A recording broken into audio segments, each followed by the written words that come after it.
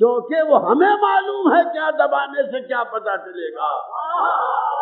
اللہ نے کہا قرآن بھیجے تو دیتا ہوں مگر آپریٹ نہ کرنا، اہل بیت بتائیں گے کہاں پر کیا ہے۔ بھیجے محمد وال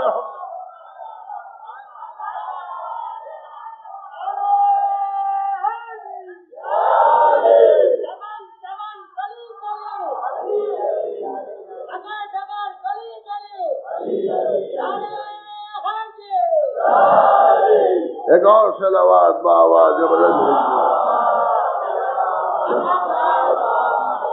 تو لوح محفوظ نورانی موتیوں کی ایک تختی، اور اسی میں قرآن بھی نازل، اسی میں ہمارا آپ کا سب کا مقدر بھی لکھا ہے۔ توجہ تھا الحمدللہ کہ ہمارے مقدر میں مدح لکھی ہے۔ ہم کیا کریں کہ کسی کے مقدر میں جلنا لکھا ہے۔ صلوات ہے محمد وال، ہم کیا کریں؟ تو کیا صاحب اس سے اہل بیت سے کیا مطلب؟ اہل بیت سے نہیں مطلب، بھرا مجمع ہے، مسجد نبوی ہے۔ توجہ تھا، اور پیغمبر اسلام ہے، حسنین گود میں بیٹھے، اور کہا مسلمانوں پہچان لو یہ بچے وہ ہیں جو یہاں سے بیٹھ کے لوح محفوظ کا مطالعہ کریں۔ صلوات ہے محمد وال۔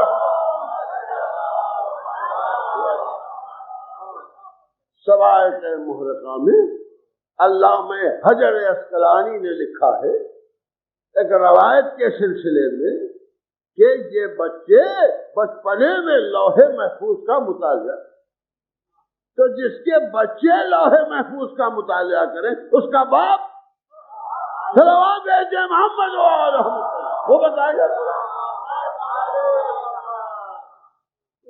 عرض کرنے کا مقصد یہ ہے کہ قرآن کمپیوٹر میں فیڈ ہے،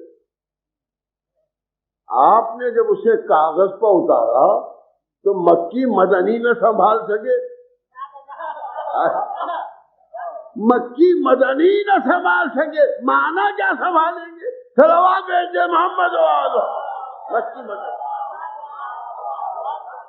بس انشاءاللہ میں نے آج سے شروع کر دیا، مشت اخر وائے ایک سیمپل آپ کو دکھایا، ایک نمونہ آپ کو دکھایا کہ آپ تشریف لائیں، ڈرے نہیں، اور آ کے یہ تو دیکھیں کہ غلامان در آل محمد قرآن کو کیا سمجھتے ہیں،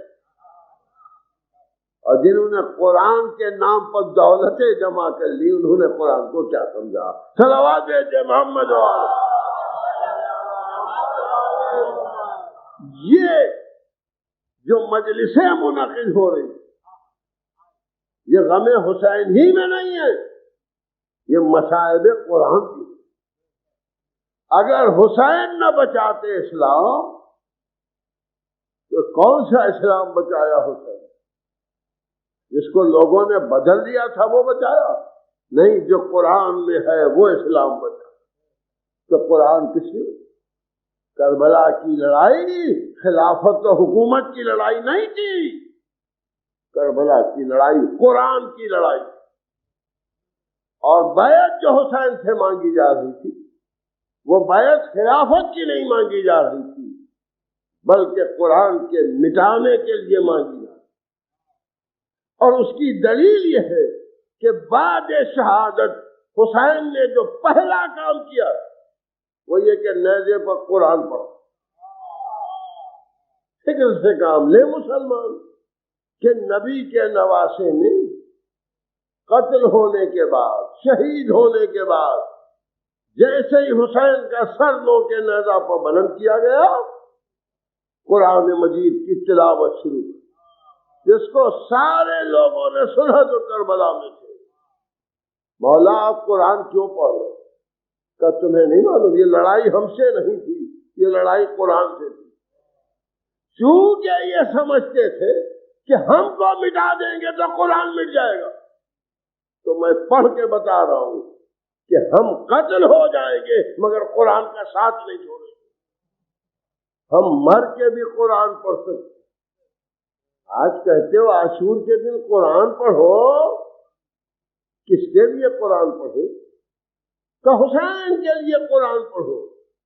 قرآن کیوں پڑھتے ہیں؟ اپنے باپ دادا کے لیے، اس لیے کہ زندگی میں وہ پڑھتے تھے، مرنے کے بعد پڑھ نہیں سکتے، کیونکہ ہماری میتیں مرنے کے بعد قرآن پڑھ نہیں سکتی، اس لیے حکم ہے کہ اب وہ مجبور ہے تم پڑھ کے بخشو۔ مگر جو مرنے کے بعد خود ہی قرآن پڑھ رہا ہے، جو خود ہی پڑھ رہا ہے قرآن، اسے تم کیا قرآن بخشو؟ تمہارا شین قاف تو صحیح نہیں، توجہ چاہتا ہوں، شین قاف تو صحیح نہیں، تم بخشو گے قرآن اس حسین کو اس نے نو کے نیزہ پر قرآن کی تلاوت کر کے بتایا کہ ہم کو قرآن سے جدا نہیں کیا جا سکتا اور قرآن ہم سے جدا نہیں۔ اس حسین نے اپنے بیٹے سے کیا کہلایا؟ اگر یہ قرآن پڑھنا حسین کی روح کے ایصال ثواب کے لیے، قرآن پڑھیے۔ ہم سمجھتے ہیں کہ ہر جگہ آپ نے قرآن استعمال کیا ہے، عاشور کو بھی استعمال کرتے تاکہ مسلمان باہر جا کے داستان غم نہ معلوم کر سکے، جلوس میں نہ شریک ہو سکے، نہ رو سکے، ماتم نہ دیکھ سکے اور کسی سے نہ سن سکے کہ حسین کیوں قتل کیے گئے۔ بیٹھ جاؤ مسجد میں، قرآن پڑھتے رہو، قرآن پڑھو۔ کس کے لیے قرآن پڑھو؟ حسین کے لیے، نبی کے نواسے کے لیے۔ کیا ضرورت ہے؟ حسین تو خود ہی قرآن پڑھ رہے، مجبور نہیں ہے حسین، تمہارے قرآن کے محتاج نہیں ہے، تم حسین کے محتاج ہو۔ توجہ فرمائی آپ نے؟ تو آج بھی قرآن کو استعمال کیا جاتا، پھر کیا کریں؟ اسی سے پوچھ لو جس سے کچھ بھیجنا چاہتے ہو، جس کو کچھ بھیجنا چاہتے ہو اسی سے پوچھ لو۔ وہ چلتے چلتے کہہ گیا، سید سجاد جب قید سے چھٹ کے مدینے جانا، میرے دوستوں کو میرا سلام کہنا، اور کہنا جب ٹھنڈا پانی پینا تو میری پیاس کو یاد کر۔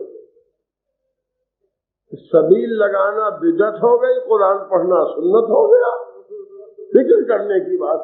حسین نے کہا دیکھو جب پانی پینا میری پیاس کو یاد کرو۔